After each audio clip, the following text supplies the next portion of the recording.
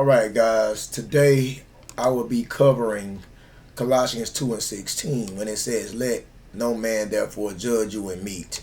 I'm going to go over that right here because a Christian friend of mine said that it doesn't matter what you may eat. You can eat pork, shellfish, and all manner of food. It doesn't matter because of Colossians 2 and 16. So he says, let no man therefore judge you in meat. So you can't judge me for eating pork or shellfish or any type of unclean foods due to Paul's epistles here. Alright, so I'm going to explain this, family and friends, and once I explain it, I'm out of here. You understand? So once again, this is Colossians 2 and 16. Let no man therefore judge you in meat or in drink or in respect of any holy day or of the new moons or of the 7 days. Okay.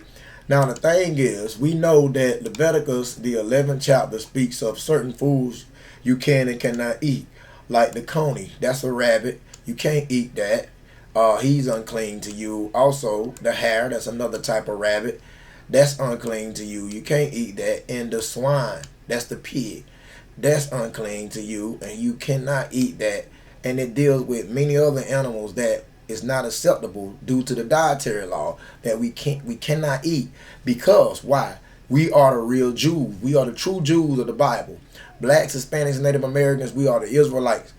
You understand? And so this was a law that was given to Israel, a dietary law. But dealing with Colossians 2 and 16, when it says, let no man therefore judge you in meat, this is not talking about flesh at all. What? It's not talking about flesh at all. It's not talking about like flesh, meat. It's not talking about chicken, beef, pork. Right here, in the sense of this meat, this is talking about the meat offering. You understand? This is meat offerings. So let no man therefore judge you in meat offerings or drink offerings of a respect of any holy day, because you had certain offerings that was given on certain holy days. You understand? So if anything, it said, when it said let no man therefore judge you in meat, that's not talking about flesh. That's not talking about pork, chicken, beef, or fish, or any type of meat. This right here is talking about the meat offering. You understand? So listen, guys. Different holy days require different sacrifices. Different holy days require different sacrifices. I just want to deal with this meat right here because many people think this is talking about chicken, beef, and pork. It's not. So this brings us to Leviticus, the 2nd chapter, chapter 2. This is talking about the law of grain offerings. Now you can also just put meat offerings. A meat offering is a grain offering. Now, what's so remarkable about the meat offering, guys, is that you had a lot of offerings. You had the burnt offering. You had the peace offering. You had the meat offering that we're looking at here. You also had the sin offering and the trespass offering. All right. The only type of offering that did not require blood, the only type of offering that did not need blood and that was bloodless is here, Leviticus 2, which is the law of the grain offering, or many may say the law of the meat offering, because that's what a meat offering is. Some people may call it the cereal offering. Now, this offering consisted of unleavened breads, unleavened wafers, unleavened pancakes, that was baked in oil, and so we can get into it, man. This is what it's talking about due to Colossians 2 and 16. When it says, let no man judge you in meat. That's talking about going back to Leviticus 2 in the 2nd chapter. Leviticus, the 2nd chapter, dealing with the law of the grain offerings, a.k.a. the cereal offering, the meat offering. Because this right, all the offerings, included a priest. Right? So you could not even offer up anything regardless. I mean, it ain't even got to be just the meat offering here. It can be any offering, like the burnt offering, peace offering, meat offering, sin offering, trespass offering. You could not go through with an offering, period, if the priest was not included. You understand? So we know right here in Colossians 2 and 16, we know right here the priesthood has been eradicated because of Christ's death. So in other words, when Christ died, he ushered out the Levitical priesthood order. You understand? But during this time, you still had certain Pharisees, things in that nature. You had Pharisees that was still compelling Israelites to sacrifice, man, even after the death of Christ. So Paul wrote this epistle saying, let no man basically judge you in offerings, man. You get what I'm saying? Let no man judge you for not bringing an offering, because all these offerings required of a high priest, regardless if it was a voluntary offering or obligatory offering. They all involve a high priest. Well, when Christ died, the whole Levitical priesthood order went out the window. So don't let no man tell you that you still got to offer up, due to a meat offering, which was grains, because we'll show you that. Don't let no man tell you that you got to offer up a drink offering, a drink offering. Don't let no man tell you you got to offer up a peace offering, burnt offering, sin offering, trespass offering, because all the offering things, all that Levitical priesthood order, all that stuff that went out the window now. So you don't have to bring no offering to any high priest, because it's been eradicated through the death of Christ, the Levitical priesthood order. Okay, so I will show you that, but let me go over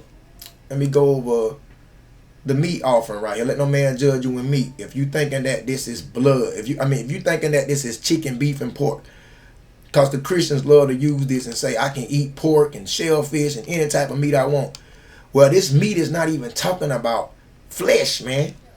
Let's go back to Leviticus 2 and 1. And when any will offer a meat offering, that's a meat offering. Even though it says meat, that's not talking about flesh. It's not talking about chicken, beef, and pork, and shellfish, or any other meat on the earth. The meat offering, that's talking about grains. It's talking about flour. You understand? It's talking about parched wheat. You understand? Watch. If anyone will offer meat offering to the Lord, his offering shall be of fine flour. See, that's not chicken, beef, pork. That's not shrimp, crab. You understand? His offering shall be of fine flour. He shall pour oil upon it and put frankincense thereon. He shall bring it to Aaron's sons, the priests. See that? You had to bring it to Aaron's sons, the priests. The priesthood order was eradicated when Christ died.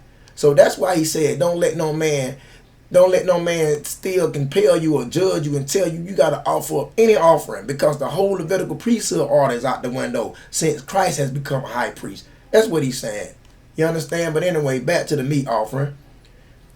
And he shall bring it to Aaron's sons, the priests, and he shall take there out his handful of flour thereof, and of the oil thereof, and of the frankincense thereof, and the priest shall burn the memorial of it upon the altar to be an offering made by fire of a sweet savior unto the Lord. This don't have anything to do with chicken, beef, even if the food is clean.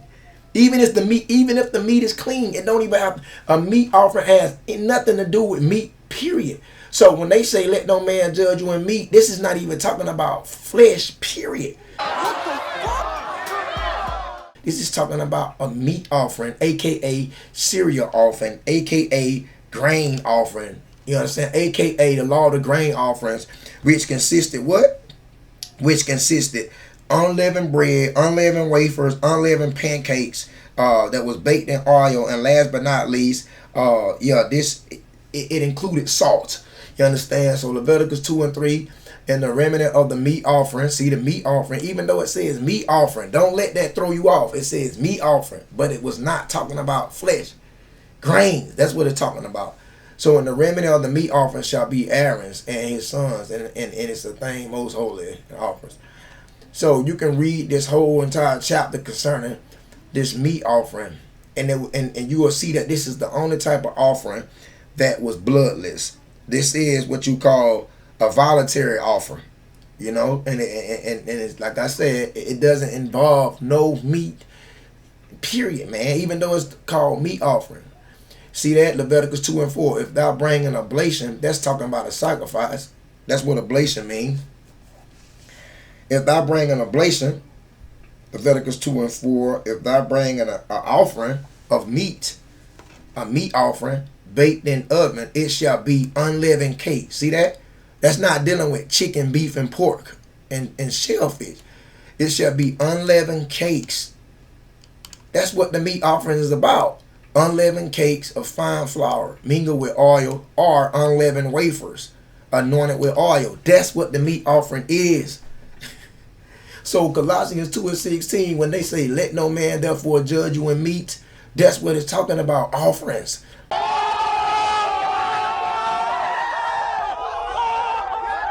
Let no man judge you in a meat offering. We ain't even got to go into the drink offering. You understand? Or any other type of offering, because Christians think that this meat here is talking about flesh. When this meat here goes all the way back to Leviticus, the 2nd chapter, dealing with what? The meat offering, aka dealing with the law of grains. You understand?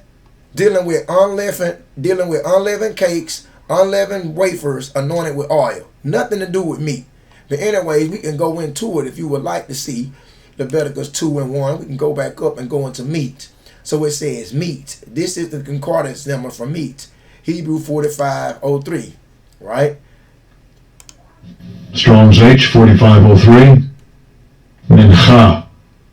Mincha. And as you can see, gift, tribute, offering, present, oblation, sacrifice, meat offering. What does it say here? It says grain offering. That's what it is. It's just grains. You can look down here and see for yourself. It's just grains. You know, and so, yeah, guys, this have nothing to do with chicken, beef, pork, or any type of meat. As you can see, a gift offered to a divinity as sacrifice. See, it says, especially a sacrifice without blood. You understand? So, yeah. So, dealing with this meat offering, if we go to the 11th verse, it says, no meat offering which you shall bring unto the Lord shall be made with leaven. So it had to be unleavened. That's why I told you about the meat offering, dealing with unleavened bread, unleavened wafers, unleavened pancakes that was baked in oil.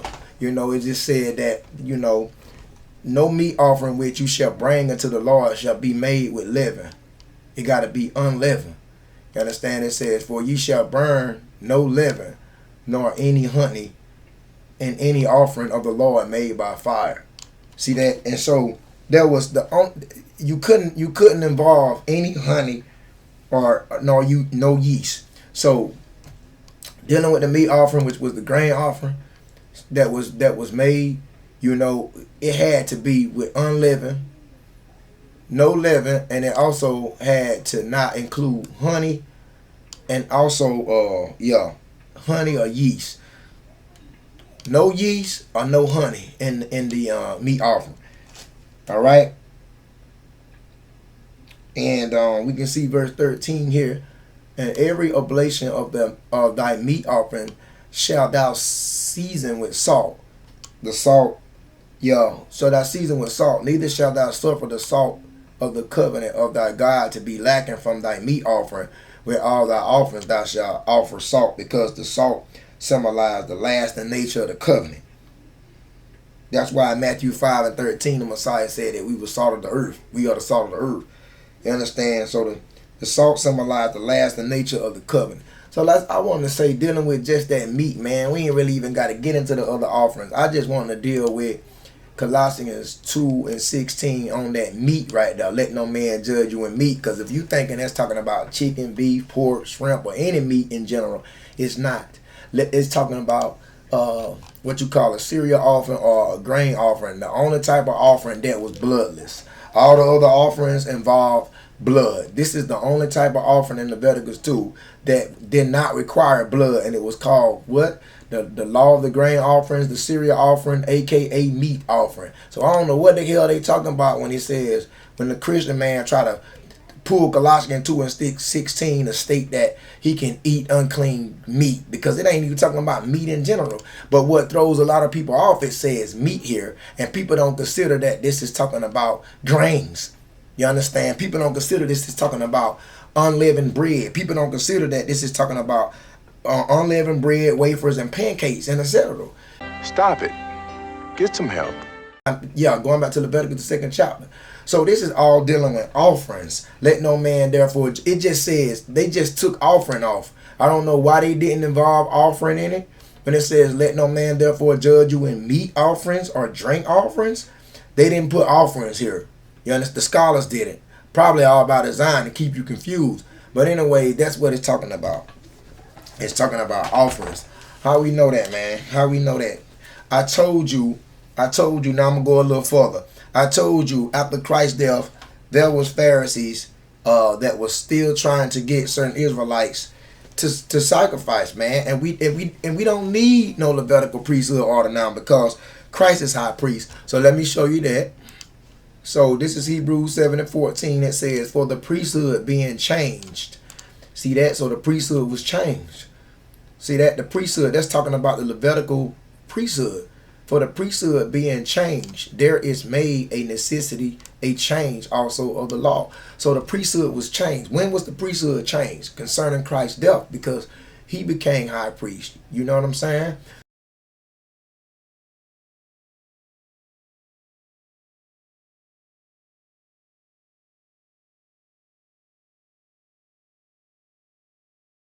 So this is why it says in Hebrews 7 and 14, for it is evident that our Lord sprang out of Judah, because Christ wasn't a Levite, but he did spring out of the tribe of Judah, right?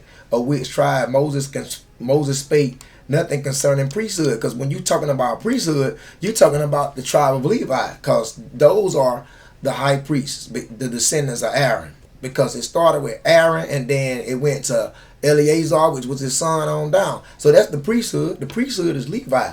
But it says that it's talking about our Lord that sprung out of the tribe of Judah, which tribe Moses spake nothing concerning priesthood. So even though Christ come out of the tribe of Judah, that does not negate the fact that he has become the new high priest. So when after Christ's death, the priesthood changed. That's why I showed you in Hebrews 7 and 12 for the priesthood being changed after Christ's death. So we don't need to offer up anything anymore concerning meat offerings, drink offerings, burnt offerings, sin offerings, trespass offerings, peace offerings. We don't need to offer up anything anymore to a direct high priest, because the priesthoods would change. But during this time, you had Pharisees that were still trying to compel Israelites to sacrifice after Christ's death. And that's why Paul said in this epistle in Colossians to the Israelites, he said in Asia Minor, he said, let no man therefore basically tell you that you got to still offer up meat offerings, which was the grain offerings, or drink offerings, or any other offerings in respect of any holy day. Why did he say that? Because different holy days require different sacrifices. And that's why he said that. Because don't let these people tell you that you still got to sacrifice, bring a sacrifice to a direct priest after Christ has died, because he's now become high priest. All right. Now let's move on. All right. Leviticus 23:37.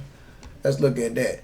It says, these are the feasts of the Lord which you shall proclaim to be holy convocations. Because in Leviticus, the 23rd chapter, it gives you a list of holy days, feast days. So these are the feasts which are proclaimed to be holy convocation, to offer to an offering made by fire unto the Lord. A burnt offering, you see that? A meat offering, a sacrifice, a drink offering, and everything upon his day.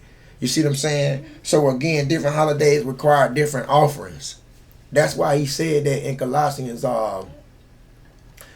2 and 16, let no man therefore judge you in meat offerings or drink offerings or respect of any holy day, because different holy days require different offerings. See, it says in a new moon, let no man judge you in a new moon, or the Sabbath days, because different holy days require different offerings. So to make a long story short, let no man tell you that you still got to offer up anything and bring to the priest, because now You are on the Christ now. You are on the new priest now, new high priest now, which is Christ. All right. That's to make a long story short. That's to make a long story short. Ezekiel 45:17. Let me show you that. Ezekiel 45:17. It says, and it shall be the prince part to give burnt offerings. See that? It shall be the prince part to give burnt offerings, to give meat offerings, to give drink offerings, and the feasts, in the new moons, and in the Sabbaths, and all solemnities of the house of Israel. He shall prepare the sin offering and the meat offering, and the burnt offering and the peace offerings to make reconciliation for the house of Israel. So, like, you see what I'm saying? So this was back then, man. You know what I'm saying? That's eradicated now because of the priesthood being changed. You know what I'm saying? So I don't know what more to say concerning Colossians 2:16. I pretty much gave you the breakdown. But yeah, you had scribes and Pharisees that were still teaching that you had to sacrifice even after Christ had died. And I'm gonna show you this. Watch this. This is Galatians 3. It says, "O foolish Galatians, them were Israelites down in Galatia." It was an epistle that Paul wrote to the Israelites down in Galatia. I want to say Galatia, that was Asia Minor. You had Israelites down in Asia Minor that went by Galatians due to the city of Galatia. And then Paul, he was trying to reach out to the Israelites down in Galatia. He said, "Oh, you foolish Galatians, who have bewitched you that you should not obey the truth? Before whose eyes," it says, "Yahushua, who they call Jesus Christ, have been evidently set forth, crucified among you." So it says, "Who have bewitched you, you foolish Galatians, who have bewitched you?" What is he talking about, man? What it means to bewitch? That means to con someone, to trick somebody, or to persuade somebody to believe something else. So in Galatians 3:1, he says, "Foolish Galatians, who have bewitched you?" You see what I'm saying? Like I said, there were certain leaders that were deceiving the Israelites, down in Galatia, into going back into the old covenant, to going back and to sacrifice, man. They're going back and sacrifice. You see what I'm saying? Going back into drink offerings and meat offerings and sin offerings and trespass offerings and peace offerings and just sacrifice in general. There were certain leaders, Pharisees, that was keeping Israel in bondage and telling them that Christ's death wasn't enough, that they had to still, still be under that old covenant, which wasn't true. You get what I'm saying? So whoever with you. And then it also says here, I'm going to show you something else. Let's look at verse 2. "This only what I learn of you. Receive ye the Spirit by the works of the law, or by the hearing of faith." So what he's saying, did you receive this only what I learned of you? You receive the Spirit by the works of the law, or hearing by the faith? Galatians 3:3. Are you so foolish, having begun in the Spirit? Are ye now made perfect by the flesh? Now what does that mean? Animal sacrifice. Because it said he asking a question. Are you made perfect by the flesh? Are you made perfect by animal sacrifice? See, for instance, Hebrew 10:1. Watch this. This is Hebrew 10:1 as a precept. "For the law, having a shadow of good things to come, and not the very image of the things, can never, with those sacrifices which they offer year by year continually, make the comers thereunto perfect." See? So he letting you know right there, for the law having a shadow of good things to come. This was talking about the sacrifice, the laws of sacrifice in general. For the law of having good things to come, not the very image of the things, can never with those sacrifices which they offered, the Israelites offered up year by year, make the comers into them and make the comers perfect. So no matter what you did concerning, your offerings and your sacrifices, which they offered up year by year, the Israelites offered year by year, it can never make you perfect, man. You get what I'm saying? It can never make you perfect. Even down here, even though this is not a meat offering, but this would be dealing with the sin offering and trespass offering, which was the obligatory offering. It says, for it is not possible that the blood of bulls of goats should take away sins. You see what I'm saying? So that never made you perfect, man. No matter how many offerings you brought, regardless if it was a bloodless offering or a blood full offering, it didn't make you perfect. So that's why he said that in Galatians 3:3. Are you made perfect by the flesh? Are you made perfect by offerings? Are you made perfect by animal sacrifice?